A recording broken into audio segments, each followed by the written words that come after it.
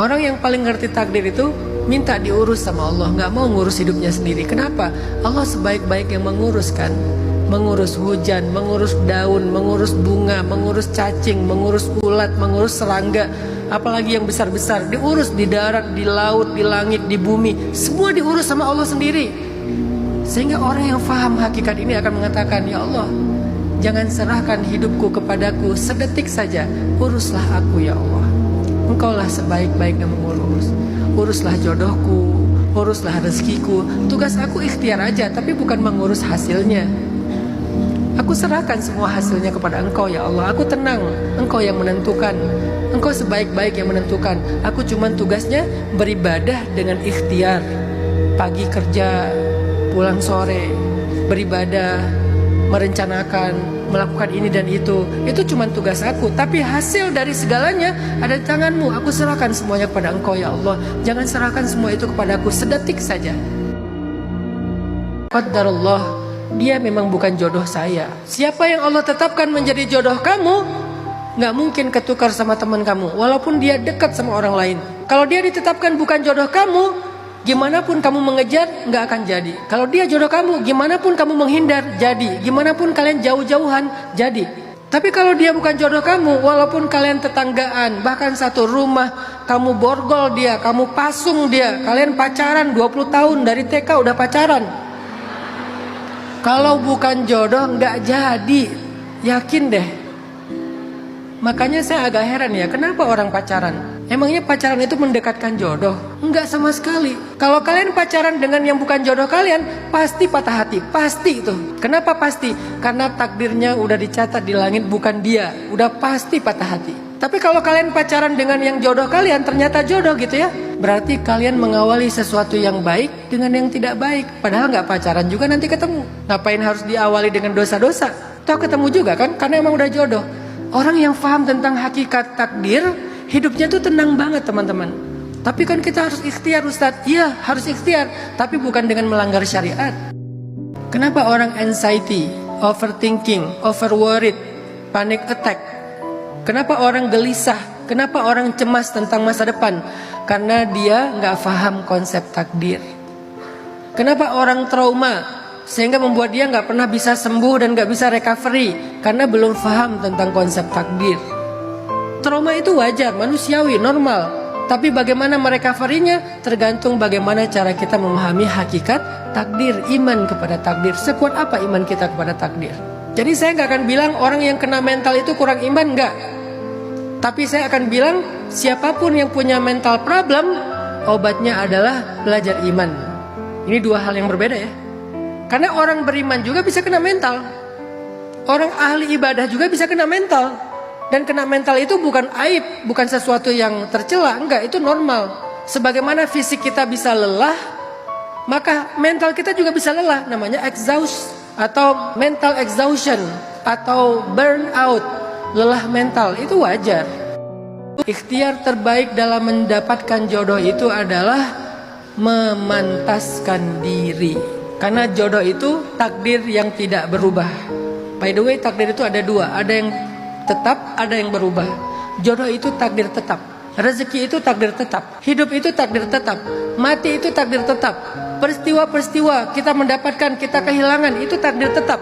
Yang berubah yang mana dong Ustaz? Udah diambil semua sama yang tetap. Yang berubah itu adalah keadaan. Contoh, jodoh takdir apa? Tetap. Arti tetap nggak akan keganti orangnya. Kalau dia ternyata memang jodoh kamu, gimana pun kamu jungkir balik berdoa, dia nggak akan berubah, tetap dia. Nggak akan keganti jadi orang lain. Terus yang berubah, yang mengubah takdir itu apa Ustaz? Keadaannya. Yang tadinya dia galak, tiba-tiba jadi soft spoken. Yang tadinya cuek, tiba-tiba jadi act of service. Yang tadinya malas nggak mau kerja, tiba-tiba jadi kerja nggak pulang-pulang. Kenapa kok bisa berubah keadaannya? Karena keadaan itu takdir yang berubah. Kejadian tidak berubah, keadaan bisa berubah. Nah, salah satu cara merubah keadaan itu adalah dengan ikhtiar, husnuzon kepada Allah, dan doa. Ini 3 cara merubah takdir yang berubah. Takdir yang berubah ya, bukan semua takdir. Feeling lonely itu adalah kalau kita memaknai cinta itu cuman seseorang yang jadi pasangan hidup. Padahal cinta bukan hanya itu. Masih ada cinta ayah, cinta ibu, cinta saudara, cinta sahabat, cinta guru. Bukankah cinta dalam hidup kita itu berlimpah? Bukan hanya cinta seseorang yang bakal jadi pasangan hidup. Sehingga ketika kita belum punya pasangan, ditinggalkan seseorang yang kita sayangin, tiba-tiba kita feeling lonely, ngerasa sendiri, gak punya siapa-siapa. Emangnya kamu gak dikasih orang tua apa di muka bumi ini? Kan ada. Oh, udah meninggal, gak ada saudara kah? Tapi gak ada yang baik. Pertanyaannya bukan mereka gak baik, kamu rawat gak selama ini hubungan dengan mereka gitu? Dengan orang tua, kenapa gak kerasa? Karena mungkin kita kurang merawat. Seperti kita merawat, maaf ya, pacar gitu. Kita kasih hadiah, kita sapa, komunikasinya baik, kita ngalah, kita santun. Kenapa nggak kayak gitu juga ke orang tua? Sebelum kita punya pasangan halal, kenapa nggak rawat aja dulu hubungan cinta kita dengan orang tua sebaik mungkin? Begitu juga dengan saudara, yang kompak gitu. Kalau dengan saudara mungkin bahasanya bukan romantis ya, tapi kompak gitu. Kayak dengan geng kalian banget, dengan circle dekat kalian banget, dengan bestie kalian banget. Dengan saudara kayak gitu, dengan sahabat gitu juga, yang kompak, yang akur. Sehingga kalau kalian bisa ngerawat itu, sebetulnya nggak ada kesempatan kita feeling lonely sih. Orang yang lelah mental itu bukan kurang iman, bukan kurang ibadah, bukan kurang solih. Orang solih juga bisa lelah mentalnya. Kalau terlalu banyak beban hidup, banyak masalah, banyak ujian, lelah juga pada akhirnya kan. Sama kayak kita kebanyakan kerja, kebanyakan tugas, kebanyakan beban, kebanyakan exercise, kebanyakan olahraga, akhirnya lelah juga fisik kita. Wajar, dan itu bukan aib kan. Namanya capek itu wajar, bukan karena kurang iman, emang kebanyakan kegiatan. Jadi dia capek, manusiawi. Maka mental juga kayak gitu. Kalau udah kebanyakan beban hidup, lama-lama mentalnya lelah, itu tuh manusiawi banget. Jangan pernah menghakimi mereka seolah-olah kurang iman, kurang ibadah. Enggak. Tapi meskipun demikian, saya percaya banget belajar iman itu salah satu cara paling ampuh untuk merecovery mental kita. Tapi belajar iman bukan belajar ibadah, beda. Ibadah itu adalah buahnya iman. Belajar iman itu belajar belief. Ibadah itu gerakan, ucapan. Kalau iman itu rasa. Belajar memunculkan rasa tentang Allah di hati kita yang baik-baik. Itu tuh obat mental banget itu. Salah satunya belajar iman kepada takdir. Ya Allah yang maha hidup, yang maha tidak membutuhkan siapa-siapa, yang maha perkasa, yang maha kuasa, yang maha mengatur segala-galanya. Kepada Engkau lah kami memohon ya Allah. Dengan rahmat-Mu lah kami meminta ya Allah. Perbaikilah urusan kami semuanya ya Allah. Perbaikilah keadaan kami semuanya ya Allah. Tentang kesehatan kami, lahir dan batin, tentang rezeki kami yang sudah di tangan kami atau yang belum di tangan kami, atau yang luput dari tangan kami, tentang hubungan kami dengan kedua orang tua, dengan saudara, dengan pasangan halal kami, dengan anak-anak kami, dengan sahabat kami, dengan guru-guru kami. Perbaikilah keadaan kami ya Allah. Keadaan kami sering menjadi buruk karena dosa-dosa.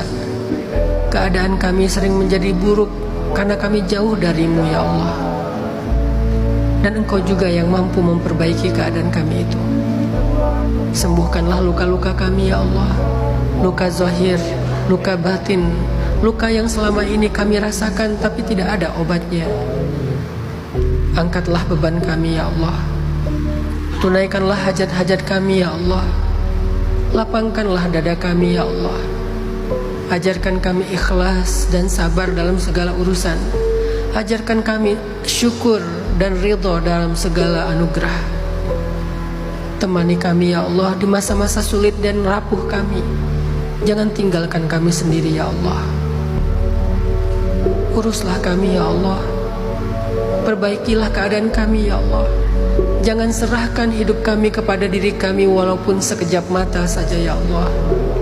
Wala takilna ila anfusina tarfata ain. Ya Hayyu ya Qayyum, Engkau satu-satunya harapan kami. Selesaikanlah masalah-masalah kami. Bukakanlah pintu-pintu rezeki untuk kami. Bukakanlah jalan keluar dari setiap kebuntuan masalah kami. Beri kami taufik kepada kebaikan yang Engkau ridhoi. Beri kami taufik untuk bisa sholat tepat waktu. Beri kami taufik untuk membaca Al-Quran dengan tadabbur. Beri kami taufik untuk selalu mengingat-Mu dalam zikir dan istighfar. Beri kami taufik untuk bersedekah. Beri kami taufik untuk berdakwah. Beri kami taufik untuk mencari ilmu. Beri kami taufik untuk datang ke rumahmu, Baitullah Al-Haram, Makkah dan Madinah. Engkau satu-satunya harapan kami ya Allah. Hasbunallah wa ni'mal wakil. La hawla wa la quwata illa billah. Subhana rabbika rabbil izzati amma yasifun. Wa salamun alal mursalin. Walhamdulillahi rabbil alamin. Al-Fatihah.